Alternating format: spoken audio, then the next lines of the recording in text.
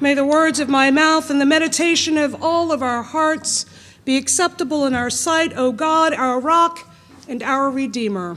Amen. Good morning to all of you. I want to thank Reverend Susan for inviting me and my beloved friends Vonnie and Ken for encouraging Reverend Susan to invite me. I hope it was worth it. Thanks. It's always good to have feedback, right? So when John the Baptist was in prison and heard about the preaching of Jesus, he sends a message to Jesus by one of his disciples to ask, "Are you the one to come? Or are we to wait for another?" John really needs to know. He needs to know because he has some doubts. If you think about John's situation, it's a little sad. He's about to die. He knows it. He's spent his entire life proclaiming and preparing people for the coming of the Messiah. He has known no other job other than this. Now, with very little time to live, he sits in a cold prison cell, wallowing in his uncertainty, doubt, and anxiety. It's not exactly what we would expect from John the Baptist now, is it? John suffered no fools along his way. He passionately preached the truth that he was born and destined to share with the world. And as is sometimes the case with passionate people, we piss some people off along the way. And no doubt, John pissed some people off. He wasn't in jail because he was a criminal or because he was evil. He was in jail because he was dangerous. He was in jail because he dared to call out the infidelities of the king. And when you do something like that, you become a serious threat to those in power and the status quo. But in the filth and coldness of his cell, John wonders. He wonders if maybe his life, if maybe his ministry have been wasted. He's floundering in his doubt, wondering if he has done the right thing. Who among us hasn't been at this place at some point in our life? Who hasn't wondered if we've made the right choice or decision about something? Who hasn't wondered if we'll regret taking a certain course of action over another, or maybe we're closing a door that might never again open to us?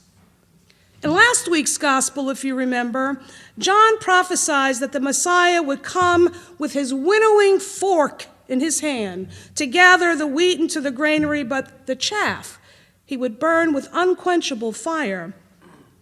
In today's gospel, John doesn't seem so sure about that prophecy now, does he? He heard from his disciples that Jesus is preaching throughout the land, but instead of being happy and rejoicing, John seems troubled. Something isn't connecting for him, and he has to know, are you the one? What he hears of Jesus is simply not what he was expecting to hear. He doesn't hear that Jesus is a great military warrior and hero, but instead, he's a simple carpenter. He doesn't hear that Jesus is some savvy political leader, but instead, a quiet preacher. He doesn't hear that Jesus is the great King David reborn to lead his people, but instead, a modest man from the middle of nowhere. John is pretty confused. He's pretty uncertain, and he has to know, are you the one? He doesn't get it. Where's the grandeur and the glory? Where's the desert blooming, the fire, the raft, the winnowing fork? Where is it all? John keeps asking himself, was I wrong? Did I get this wrong? And who can understand how John feels? Now, I don't know about any of you. I've just met some of you. But post-election, I am not only feeling somewhat like John, feeling disillusioned and impatient, but questioning so many things that I've never really questioned before. There certainly have been times when I have been confused by my faith, and there have been times when I simply didn't understand why God simply didn't do what I wanted him to do. Well, with the election of our new president-elect, the question for me wasn't, are you the one? It was more like, are you kidding me? Seriously, Lord, are you kidding me? Now, in full disclosure and honesty, this isn't exactly how those words came out of my mouth at that time. Sometimes my former military staccato language seems a bit better suited for utter moments of incredulousness such as that, but be that as it may. And isn't it in moments like that, though, when we're staring wide-eyed at the ceiling in the middle of the night, or screaming unseemly words in anger and hurt, or when we find our heads spinning in disbelief as our new government is being formed, isn't it in those moments that our hearts whisper to us, are you the one? Has my whole life been a mistake? Has anything I've done mattered? John, like us, wants and needs to know, are you the real thing, Jesus? Because if you are, just about now, I really need to know. And Jesus does show him. He tells John's followers, go and tell John what you see and hear. Don't tell him what I am saying. Tell him what I am doing. That the blind receive their sight, that the lame walk, that lepers are cleansed, the deaf hear, the dead are raised, and the poor receive the good news. Jesus is out there changing things, not in the way that John had anticipated or expected, but for sure, Jesus is changing things. And blessed is anyone who takes no offense at me, says Jesus. Who could take offense at such great things Jesus was doing, giving sight to the blind and helping the lame to walk again? Why, of course we would. Our humanness is as wondrous as it is obstinate. We fear change, even though we scream from the highest mountains for it. We know that change hurts, but change also brings healing, and change also means loss. And as much as we seek to be made whole, we cling onto and into the brokenness of our lives. Jesus came so that we could change that. He came to change things. He came to change us. And for certain, in this moment in time, Jesus is changing things. And we're confused. Now, Advent is the season that prepares and readies us for the coming of the one who will show us how different God's priorities are other than the ways of our world. It's the season that gives us time to reflect and revision not only who we are, but whose we are. More than any other Advent season, I think, during my lifetime, it seems clear to me that this should be the most important preparation time we've ever had, because there is work to do.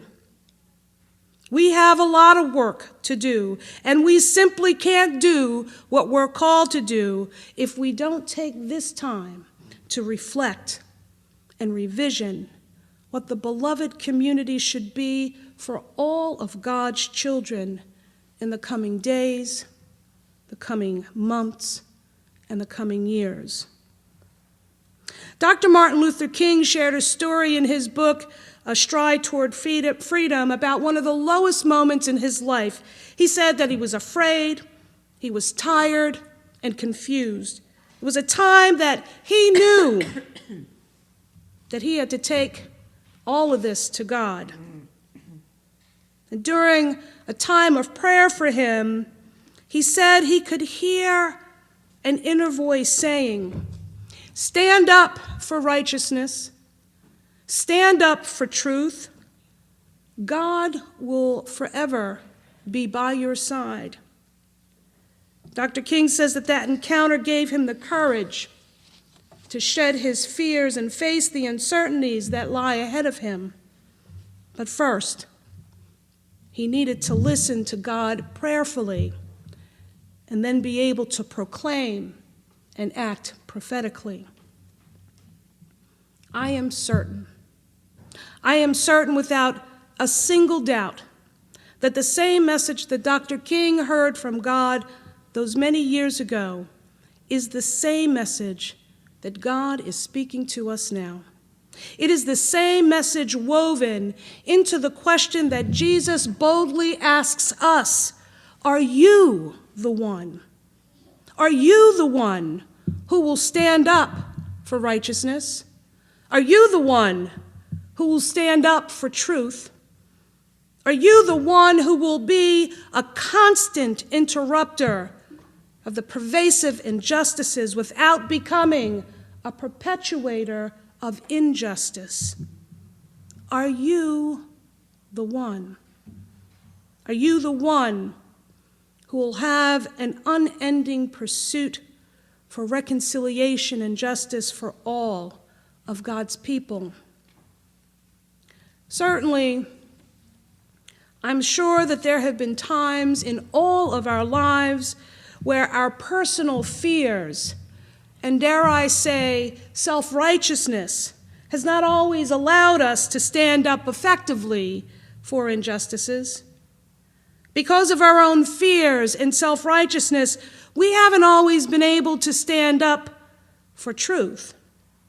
And because of our fears and self-righteousness, we have too often closed our ears to God. If ever there were a time for us to shed these skins of fear and self-righteousness, the time has come. During this time of reflection, during this time of preparation, it's time to bolster our spiritual strengths and gifts to get ready to do the work that we're called to do. It's the time for us to gather our collective strengths and prepare ourselves so that we can extend ourselves out into the broken world in ways that we probably haven't dreamt of before. Yes, we need to continue to feed the hungry. We need to continue to ensure that the homeless are housed. We need to continue to help those who are differently abled in whatever way they may be. But in these times, and for the days we're moving towards, we're being called to do so much more. To move beyond our places of comfort when we hear those off comments, racist comments, xenophobic comments, homophobic. You give me a phobic, an ism, we need to stand up to it. And here's the trick. Here's the hard part. We have to do it without malice. We have to do it without hurting someone else. But we have to speak up. We have to learn to be able to say to people, you know, that really wasn't funny. You know, that really just isn't appropriate. We can no longer, as we have learned, be politically correct, but we can be politically correct with Christ as our armor and stand up and speak up. I don't know if you know what it feels like to be stymied by when someone throws a racist comment at you or a homophobic comment at you. I can raise both hands. Now, as you can tell, I am not a quiet flower. Those are times, there have been times when I have just been stupefied by the ignorance and arrogance of people. I need you to stand up and speak up when I can't. Don't assume that we all can, because we can't sometimes, because words matter, and words do hurt. And sometimes when you're hurt, you can't do anything. Lives are at stake. They always have been, but the stakes have risen considerably in the past months. Injustice and oppression reigns in ways that have become too much the norm for us. And Jesus wants to know, are you the one? Are you the one who will unequivocally refuse to allow whatever fears that you may have silence you any longer? Are you the one who will unequivocally refuse to allow self-righteousness to guide your steps, but instead open yourself up and step out, to face and challenge the many injustices that continue to keep us in the us versus them state of mind? And this is what Jesus, I think, wants us to know. That we are loved. That we are loved beyond all measure. That he is with us. And that he will be with us every step of the way. He wants to remind us that that commandment he told us, loving one another, wasn't just some happy, clappy group of words to make us feel good. He actually meant for us to live out a life of radical love at all cost. And he knew it wasn't going to be easy. We know now that it ain't easy. But Jesus knows that love always, always, always sacrifices itself for others. The radical love that Jesus is calling us to is the very same love that not only brought him into this world, but which took him to the cross in sacrifice for us. Jesus is love in action, and he wants to know, are you the one? Amen.